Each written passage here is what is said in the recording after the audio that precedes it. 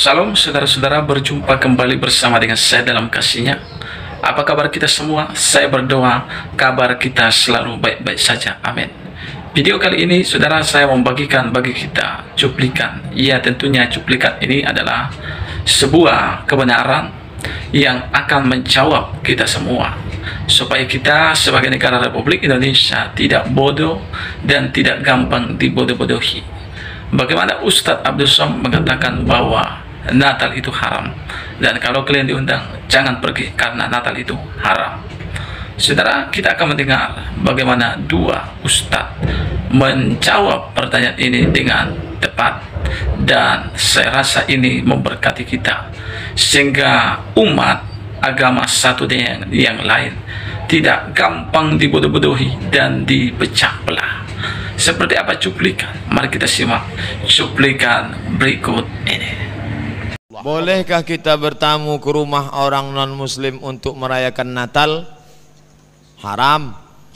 Mana dalilnya?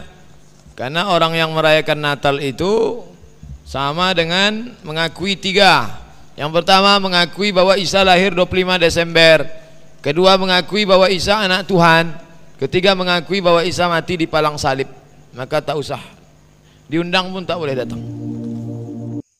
Baik, salam Tuhan, cuplikan videonya. Dan di video berikut ya, kita boleh melihat dua orang ustadz menjelaskan tentang perayaan Kristen, misalnya tahun baru dan Natal. Apakah memang haram seperti yang disampaikan oleh Ustadz Abdul Somad? Mari kita langsung saja melihat cuplikan videonya. Coba buka ajaran gereja manapun, orang yang ikut tahun baru sah nggak dia masuk Kristen? Coba buka, kita buka sekarang. Palatum ketemu kita bayar 1 M, saya bayar. Buka sekarang Palatum ketemu kita bayar 1 M, saya bayar. Buka sekarang Palatum ketemu kita bayar 1 M, saya bayar. Nggak ada. Terus kenapa itu dari saya masih remaja itu masih berkembang terus? Betapa dosanya banyak sekali.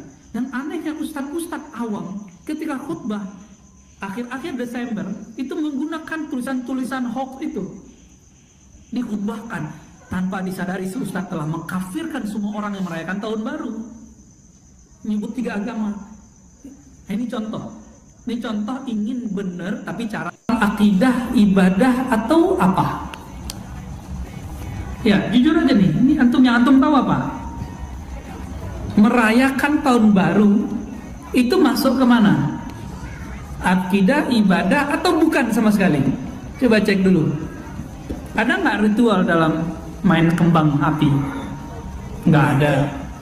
Yang ada apa? Mubazir. Ada ritual apa lagi? Ada ibadah khusus nggak dalam? Ada akidah khusus nggak dalam tahun baru? Nggak ada. Maka ketika kita mau melarang orangnya, larangannya bab adab atau bab fikih, yaitu jangan mubazir. Bukan seperti yang berkembang setiap tahun itu, menganut 3 agama sekaligus. Dalam ilmu akidah, orang murtad itu ada syaratnya, dan tidak ada dalam daftar murtad itu merayakan tahun baru. Gak ada. Main kembang api Yahudi, apa? Bukan Yahudi, Majusi ya. Kalau begitu semua masjid yang ada menaranya Majusi. Setiap hari kita punya menara, ya kan? Mana cuma sekali setahun pakai kembang api. Sejak kapan Majusi pakai kembang api? Saya mau tanya. Gak ada. Jadi ingin benar, tapi cara melarangnya salah. Kan kita nggak suka nih kalau anak-anak kita kemudian hura-hura merayakan tahun baru Masehi, tapi caranya tidak benar. Kenapa? Karena nggak mengerti ilmu akidah, menganut 3 agama sekaligus. Karena main kembang api, main trompet, terus main apa lagi? Ada 3. Topi. Ya, coba buka ajaran gereja manapun, orang yang ikut tahun baru sah nggak dia masuk Kristen? Coba buka, kita buka sekarang. Palatum ketemu kita bayar 1 M, saya bayar. Nggak ada. Terus Terus kenapa itu dari saya masih remaja itu masih berkembang terus? Betapa dosanya banyak sekali. Dan anehnya ustadz-ustadz awam ketika khutbah akhir-akhir Desember itu menggunakan tulisan-tulisan hoax itu, dikhutbahkan tanpa disadari si ustadz telah mengkafirkan semua orang yang merayakan tahun baru, menyebut 3 agama.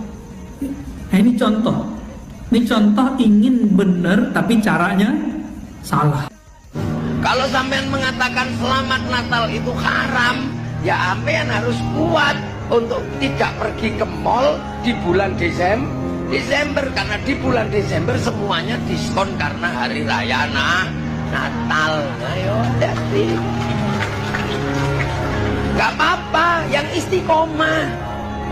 Kalau sudah mengatakan selamat Natal itu haram, jangan pakai kalender Masehi. Liburnya jangan hari Minggu, liburlah hari Jumat. Begitu, istiqomah dong, konsisten. Kiai Hasyim Asy'ari dulu waktu melawan Belanda, man tashabbaha biqaumin fahuwa minhum. Siapa yang menyerupai Belanda, maka dia sama dengan Belanda. Kiai Hasyim disuruh bayar pajak pakai duit gulden, gak mau itu duit Belanda.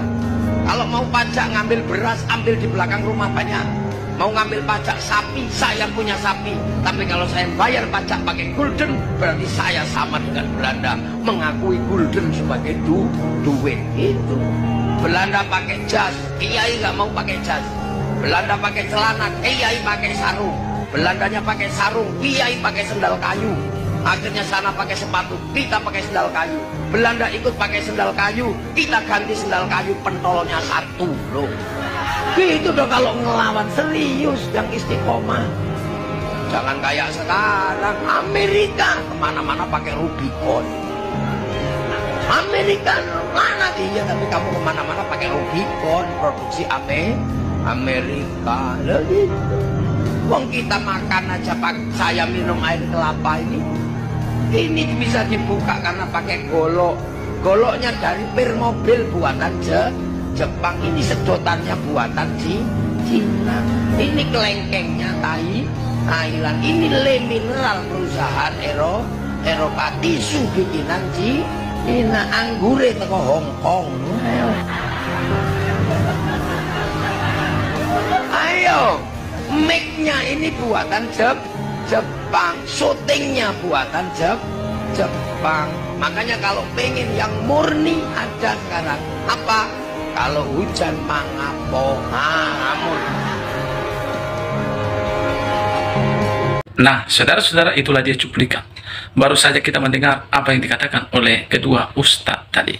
Bagaimana ustadz yang terakhir mengatakan, kalau kita katakan Natal itu haram, maka jangan engkau libur hari Minggu, tapi liburlah hari Jumat. Dan kalau engkau katakan Natal itu haram, maka jangan pergi engkau ke mall, karena di hari Natal banyak diskon karena hari Natal. Saudara, sang ustadz ini mengajari kepada kita supaya kita sebagai umat jangan menjadi umat yang gampang dibodoh-bodohi, umat yang bodoh. Tapi biarlah kita sebagai umat yang pintar, tahu kita membedakan mana yang baik dan mana yang tidak baik. Karena dengan cara kita demikian, saudara, maka akan terjadilah perpecahan antar agama yang satu dengan yang lain. Kalaulah kita cinta bangsa Indonesia, maka kita tidak akan mengeluarkan perkataan seperti itu dan menganggap orang lain haram dan menganggap kepercayaan orang lain haram, dan kita mengucapkannya, dan kita, saudara, sedang mempermalukan orang lain dan menyakiti hati orang lain. Saya rasa ini bukan suatu kebenaran. Tapi mari kita bicara. Saudara, apa menjadi tanggapan saudara tentang video ini? Silahkan isi di kolom komentar. Tuhan memberkati kita. Shalom.